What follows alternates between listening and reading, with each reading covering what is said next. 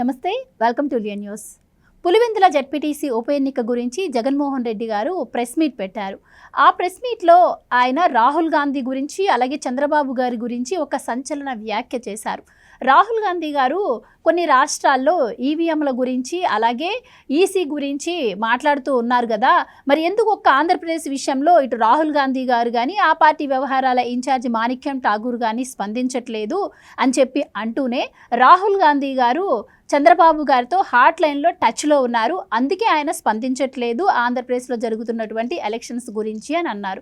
So ఆయన మాట్లాడుతున్నటువంటి ఈ వ్యాఖ్యల్లో నిజమెంత అన్న విషయాలను తెలుసుకుందాం. మనతో పాటు ఉన్నారు సీనియర్ జర్నలిస్ట్ సత్యమూర్తి గారు. నమస్కారం సార్. నమస్కారం అండి. సార్, ఈరోజు జగన్మోహన్ రెడ్డి గారు ఒక సంచలన వ్యాఖ్య చేశారని చెప్పొచ్చు. రాహుల్ గాంధీ గారికి చంద్రబాబు గారికి ఈ మధ్య హాట్ లైన్ నడుస్తుంది అన్నారు. ఆయన మాటల్లో ఎలా చూడొచ్చు అంటారు? మీరు జగన్మోహన్ రెడ్డి అక్కడ ప్రెస్ కాన్ఫరెన్స్లో ఏదో చెప్పటం, మీరు నన్ను అడగటం అంత బాగానే ఉంది. చంద్రబాబు నాయుడు ఏ పార్టీ, రాహుల్ గాంధీ ఏ పార్టీ, ఎక్కడ ఉంటారు? అసలు మీకు వాళ్ళిద్దరికి కలిపి నీకు నువ్వు ఎట్లా చూసావు, నీకు ఎట్లా అనిపించింది? జగన్మోహన్ రెడ్డికి వాళ్ళిద్దరి మధ్య హాట్ లైన్ నడుస్తున్నట్టు ఎట్లా అనిపించిందో చెప్పేదా? ఎందుకు అనిపించింది వాళ్ళిద్దరికి హాట్ లైన్ నడుస్తున్నది అని అంటే, మీరు మాణిక్యం ఠాకూర్ పేరు కూడా తీశారు. ఆ మాణిక్యం ఠాకూరు మొన్న ఒక వారం 10 రోజుల కిందట ఒక ట్వీట్ పెట్టారు. ఆ ట్వీట్లో ఏముంది అంటే, ఆంధ్రప్రదేశ్లో మద్యం కుంభకోణం జరుగుతున్నది కదా, ఈ మద్యం కుంభకోణం వెనక భారతీ రెడ్డి ఉన్నది అని ట్వీట్ పెట్టాడు. అంటే ఆయన పెట్టిన పదాలు వేరు కానీ అర్థం అది. మరి అది చూసిన తర్వాత జగన్మోహన్ రెడ్డికి మండదా? ఆయనకి మామూలుగానే చంద్రబాబును చూస్తేనే మండుతుంది. అటువంటిది మాణిక్యం ఠాకూరు ఆయన వచ్చేసి నువ్వు మద్యం కుంభకోణం డబ్బులన్నీ భారతిరెడ్డి దగ్గరికి వెళ్ళినాయి అని ట్వీట్ పెడితే ఎట్లుంటుంది? అందుకనే ఇవాళ ప్రెస్ కాన్ఫరెన్స్లో జగన్మోహన్ రెడ్డి ఆ మాణిక్యం ఠాకూరు ఆయన చాలా పెద్ద ఏఐసిసి జనరల్ సెక్రటరీ. ఆ ఏఐసిసి జనరల్ సెక్రటరీ స్థాయికి వెళ్ళటానికి వాళ్ళ నాన్న వల్లే కాలే, ఈ జగన్మోహన్ రెడ్డి వాళ్ళ తండ్రి వల్లే కాలే. అటువంటి స్థాయిలో ఉన్న వ్యక్తిని వాడు అని సంబోధించాడు. మీరు చూడండి. అంటే జగన్మోహన్ రెడ్డి ఎంత ఫ్రస్ట్రేషన్లో ఉన్నాడంటే, ఈ మద్యం కుంభకోణంలో మా ఆవిడ పేరు చెప్తాడా వీడు అంటున్నాడు మాణిక్యం ఠాకూర్ని. రాహుల్ గాంధీ ఆంధ్రప్రదేశ్ గురించి ఎందుకు మాట్లాడటం లేదు అంటాడు. ఆంధ్రప్రదేశ్ గురించి ఏం మాట్లాడాలి? ఆ రోజున రాహుల్ గాంధీ చెప్పింది ఏంటి? రాహుల్ గాంధీ చెప్పిన విషయం ఏంటి అంటే, నీకు ఓటర్ల లిస్టులో తప్పులు జరుగుతున్నాయి, అధికారంలో ఉన్న వాళ్ళు ఓటర్ల లిస్టులను తారుమారు చేస్తున్నారు, 0 డోర్ నెంబర్ మీద ఓటర్లను చేరుస్తున్నారు, తండ్రి పేరు ఏదో కూడా కరెక్ట్గా పెట్టకుండా ఓటర్లను చేర్పిస్తున్నారు అని ఎలిగేషన్లు చేశాడు. కేంద్ర ఎన్నికల సంఘం మీద ఆయన చేసిన ఎలిగేషన్లు అవి. ఎలక్షన్ కమిషన్ ఇవన్నీ చూడటం లేదు, ఫ్రాడ్ చేస్తున్నది, ఫ్రాడ్ అండ్ డెమోక్రసీ అని రాహుల్ గాంధీ బెంగళూరులో చేసిన ఆరోపణలు. జగన్మోహన్ రెడ్డి ముఖ్యమంత్రిగా ఉన్న టైంలో ఈ పనులన్నీ జగన్మోహన్ రెడ్డి చేశాడు కదా. ఇప్పుడు 0 డోర్ నెంబర్ మీద ఒక్కొక్క డోర్ నెంబర్లో 800-900 ఓట్లు చేర్పించింది ఇదే జగన్మోహన్ రెడ్డి కదా. ఆ తర్వాత తండ్రి పేరు కరెక్ట్గా లేకుండా ఇది చేసింది, మొత్తం ఓటర్లను చేర్చుకుంది జగన్మోహన్ రెడ్డి కదా. ఫామ్ 6, ఫామ్ 7ని అడ్డంగా దుర్వినియోగం చేసింది జగన్మోహన్ రెడ్డి కదా. అంటే మీరు అనొచ్చు జగన్మోహన్ రెడ్డి ఎట్లా చేస్తాడండి అని. కేంద్ర ఎన్నికల సంఘానికి సపరేట్ యంత్రాంగం ఉండదు, రాష్ట్ర ప్రభుత్వానికి సంబంధించిన యంత్రాంగాన్నే కేంద్ర ఎన్నికల సంఘం వాడుకుంటుంది. అందుకనే ఎన్నికల ప్రక్రియ మొదలు కాగానే మొత్తం ఒక రాష్ట్రంలో ఉన్న పోలీసులు, అధికారులు, చీఫ్ సెక్రటరీతో సహా అందరూ ఎన్నికల సంఘం పర్వ్యూలోకి వెళ్ళిపోతారు. ఇంకా ముఖ్యమంత్రి కూర్చొని జమా ఖర్చులు చూసుకోవటం వరకే ఉంటుంది. విధాన నిర్ణయాలు తీసుకోలేడు, కేబినెట్ మీటింగులు పెట్టకూడదు, ఏ పని చేయకూడదు ముఖ్యమంత్రి కానీ మంత్రులు కానీ. అది ఆపద్ధర్మ ప్రభుత్వం. మొత్తం ఏం చేయాలన్నా అయ్యా మేము ఇదిగో వీళ్ళకి అందరికి శాలరీలు ఇవ్వాలి అంటే చీఫ్ సెక్రటరీ ఎన్నికల సంఘం పర్మిషన్ తీసుకొని శాలరీ రిలీజ్ చేస్తాడు. తెలుసా ఇవన్నీ? అంటే మొత్తం రాష్ట్ర ప్రభుత్వ యంత్రాంగాన్ని గుప్పిటిలో పెట్టుకున్న జగన్మోహన్ రెడ్డి కేంద్ర ఎన్నికల సంఘం ఎన్ని గైడ్లైన్స్ ఇచ్చిందో తెలుసా?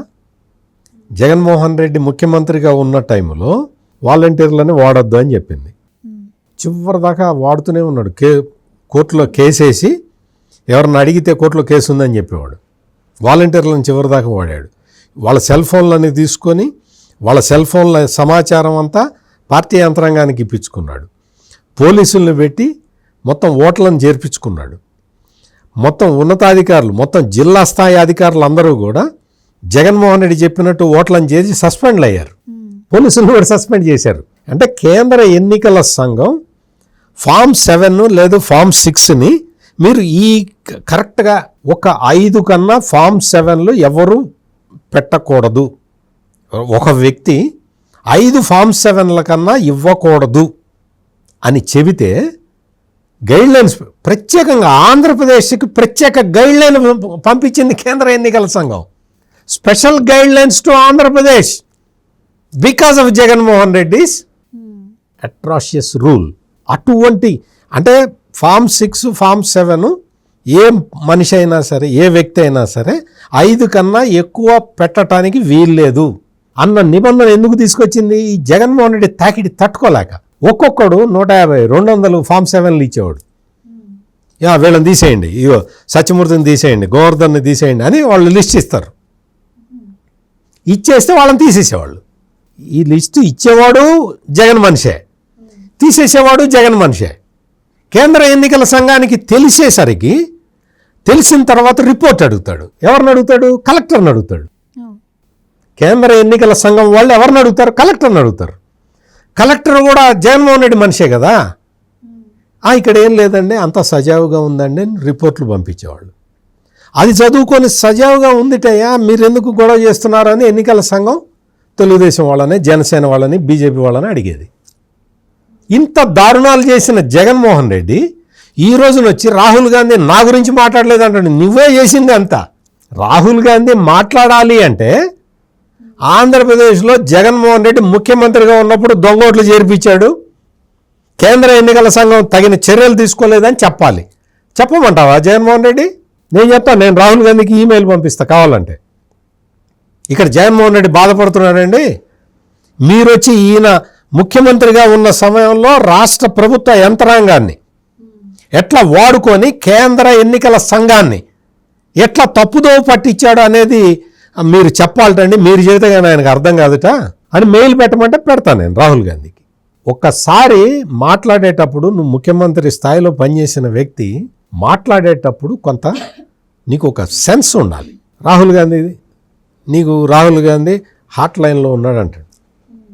రాహుల్ గాంధీ హాట్ లైన్లో చంద్రబాబు నాయుడుతో హాట్ లైన్లో ఉండాల్సిన అవసరం రాహుల్ గాంధీకి ఏంటి? రాహుల్ గాంధీతో హాట్ లైన్లో ఉండాల్సిన అవసరం చంద్రబాబుకి ఏంటి? చంద్రబాబు నాయుడు నరేంద్ర మోడీ క్యాంపులో ఉన్నాడు, అవునా కాదా? ఎన్డీఏ భాగస్వామి కదా. ఎలక్షన్ల తర్వాత కాదు, ఎలక్షన్లకు ముందరే జనసేన, తెలుగుదేశం, బీజేపీ కలిసి పోటీ చేసినాయి కదా. అదే కదా ఎన్డీఏ అంటే. మరి రాహుల్ గాంధీతో ఏం మాట్లాడతాడు? మాట్లాడితే ఏం చెప్తాడు?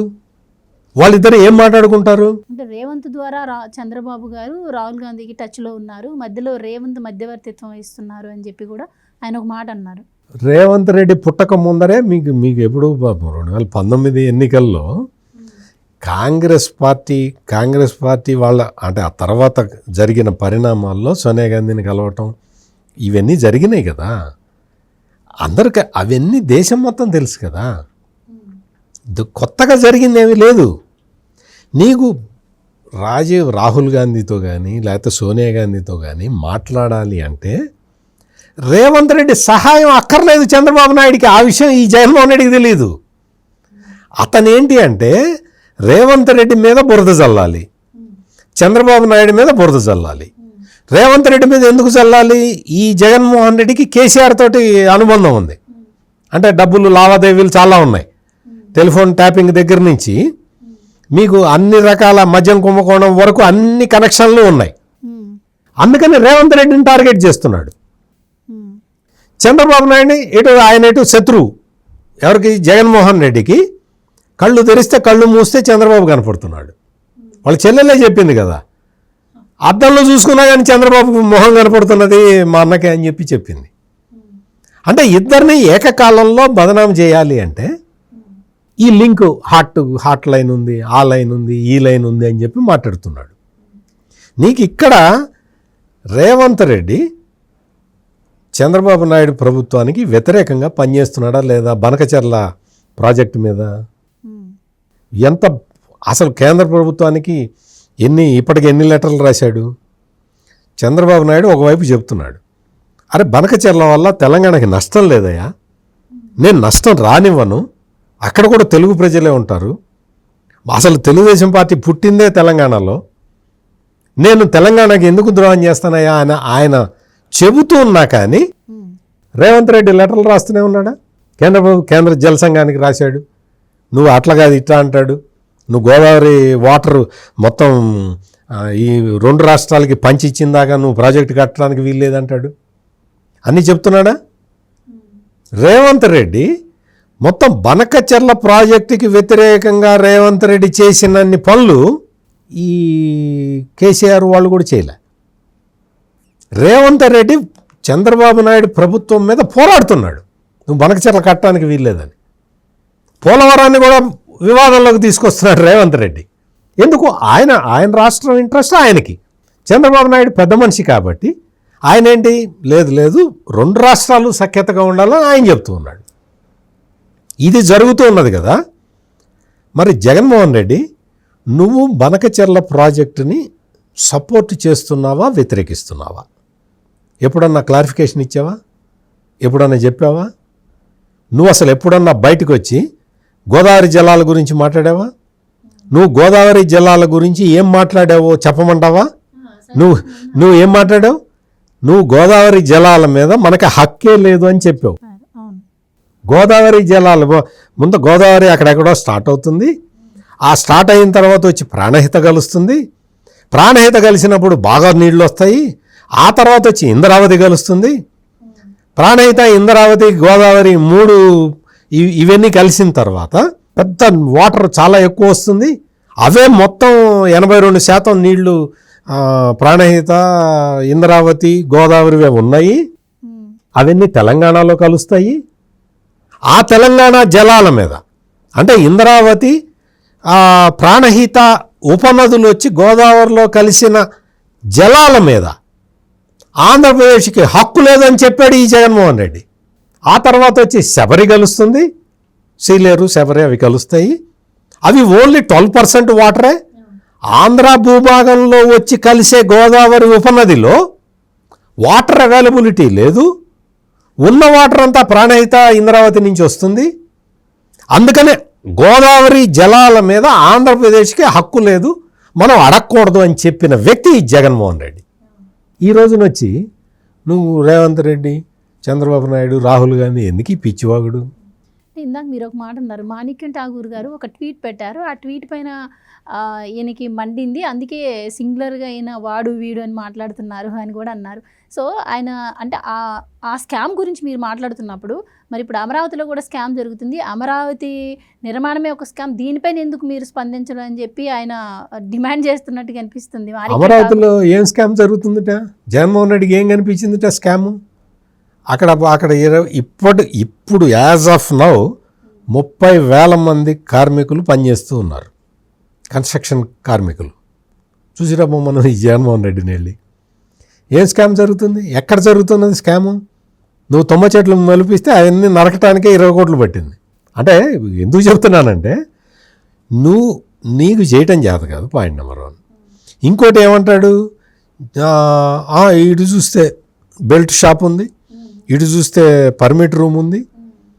పర్మిట్ రూములు పెట్టింది ఎప్పుడు? నిన్నగా మొన్న. బెల్ట్ షాపులు నీకు అఫీషియల్గా బెల్ట్ షాపుల్ని మూయిస్తున్నారు, చాలా చోట్ల మూయిస్తున్నారు ఎక్సైజ్ పోలీసులు. నువ్వు అసలు ఎక్సైజ్ డిపార్ట్మెంట్నే పడుకోబెట్టావు కదా జగన్మోహన్ రెడ్డి. ఇప్పుడు చూడు ఎక్సైజ్ డిపార్ట్మెంట్ ఎట్ట పనిచేస్తుంది చూసిరాపో. ఎక్సైజ్ డిపార్ట్మెంటు ఎక్కడికక్కడ అన్ని కట్టడి చేస్తుంది, నథింగ్ డూయింగ్, మీరు పెట్టడానికి వీల్లేదని వాళ్ళు చెప్తున్నారు, వాళ్ళు ప్రజలు తీసుకొస్తున్నారు. బెల్ట్ షాపులు, అందుకని పర్మిట్ రూములు ఇవన్నీ కూడా పర్మిట్ రూములు పెట్టడం ఏంటి కారణం ఏంటి? ఆ పర్మిట్ రూములు పెడితే అక్కడ కూర్చుంటారు, తాగుతారు, పోతారని. నీకు ఫెసిలిటేట్ చేస్తే వాడు రోడ్డు మీదకి రాకుండా ఉంటాడు. లేకపోతే ఇప్పుడు ఎక్కడ కూర్చుంటారు? బయట కూర్చుంటారు, రోడ్డు మీద కూర్చుంటారు, పార్కులో కూర్చుంటారు. పబ్లిక్ న్యూసెన్స్ని ఎవర్ట్ చేయడానికి రాష్ట్ర ప్రభుత్వం ఏదో కొన్ని పర్మిట్ రూములు ఇచ్చేస్తే అది అవినీతి అంటాడు. నువ్వు బ్రాండ్లు తయారు చేసి అక్రమ మద్యాన్ని అమ్ముకొని కోట్లు వేల కోట్లు తీసి దాచిపెట్టుకుంటే అది కుంభకోణం కాదంటాడు. పర్మిట్ రూములు ప్రైవేట్ షాపులకి ఇచ్చారు, ఆ ప్రైవేట్ షాపులు వాడు అమ్ముకుంటున్నాడు. వాడు అమ్ముకున్న క్రమంలో వాడు రకరకాల విన్యాసాలు చేస్తాడు.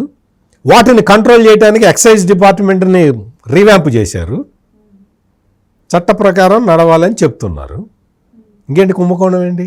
కుంభకోణం అంటే ఏంటి అంటే నువ్వే తయారు చేయటం, నువ్వే సేకరించటం, నువ్వే అమ్మటం, ఆ డబ్బులు అన్నీ నువ్వే కలెక్ట్ చేయటం, అన్ని గోని సంచుల్లో వేయటం, నువ్వు చేరెడ్డి భాస్కర్ రెడ్డి తోటి పంపించటం, నీకు ఇంకొకటి వచ్చి ఆ వెంకటేష్ నాయుడు వచ్చి వీడియో తీసి నీకు పంపించటం, ఇది కుంభకోణం అంటే. అందుకని జగన్మోహన్ రెడ్డి మొత్తం పులివెందుల జెడ్పీటీసీ ఉప ఎన్నికల్లో ఓడిపోతున్నాడు అన్న విషయం రిపోర్ట్ మొత్తం అంతా వచ్చేసిన తర్వాత ప్రజలు ఎవరు కూడా నాకు ఓటేయలేదు, ఓటు వేయటానికి వాళ్ళు అసహించుకున్నారు. ఏం చేశాడు తెలుసా? బెంగళూరు నుంచి జగన్మోహన్ రెడ్డి ఫోన్ చేశాడు, అన్న నాకు ఓటేయన్నా. నాకు భారతిరెడ్డి ఫోన్ చేసింది, అక్క నాకు ఓటే అక్క అని. చాలే పోయి వేసాంగా, ఇంతకాలం వేసాం, 30 ఏళ్ళ నుంచి వేస్తూనే ఉన్నాం నీకు, ఇంకా చాలే పో అన్నారు. ఆ విషయం స్పష్టంగా అర్థమైపోయిన తర్వాత ఇప్పుడు వచ్చి కాంగ్రెస్కిను చంద్రబాబు నాయుడుకి లింక్. కాంగ్రెస్కి చంద్రబాబు ఎన్డీఏ కూటమి, కాంగ్రెస్ ఏంటి ఇండియా కూటమి. వాళ్ళు తన్నకలాడుతున్నారు ఎక్కడెక్కడ గెలవాలి, ఏని గెలవాలి, ఎట చేయాలి, వాళ్ళకి ఇష్యూస్ దొరకట్లా. నరేంద్ర మోడీని కార్నర్ చేసే ఇష్యూ ఒక్కటి కూడా దొరకట్లా కాంగ్రెస్ పార్టీకి. కాంగ్రెస్ పార్టీతో కలిసే నాథుడు లేడు. వాళ్ళందరూ అలో లక్ష్మణ అంటూ వాళ్ళు ఉంటే వాళ్ళతోటి చంద్రబాబు కలిసి మాట్లాడుతున్నాడు అని చెప్తాడు. ఈ డొంక తిరుగుడు విషయాలన్నీ చెప్తున్నాడు. మణిక్కం ఠాకూర్ ఆయన్ని పట్టుకొని వాడు వీడు అంటే అయిపోయిందా? ఆయన తీశాడు, మొత్తం చెప్పాడు. నీ బిగ్ బాస్ అంటున్నారు అందరూ, బిగ్ బాస్ కాదు, బిగ్ రాణి, తాడేపల్లి రాణి అని చెప్పాడు. అందుకని జగన్మోహన్ రెడ్డికి చిర్రెత్తుకు వస్తుంది, కోప్పడుతున్నాడు. అసలు వాడు వీడు ఎవడు కనిపిస్తే వాడిని వాడు వీడు అంటున్నాడు. కొంచెం జాగ్రత్తగా జగన్మోహన్ రెడ్డి తన ఆరోగ్యాన్ని కాపాడుకోవాలి, మరీ ముఖ్యంగా మానసిక ఆరోగ్యాన్ని కాపాడుకోవాలి.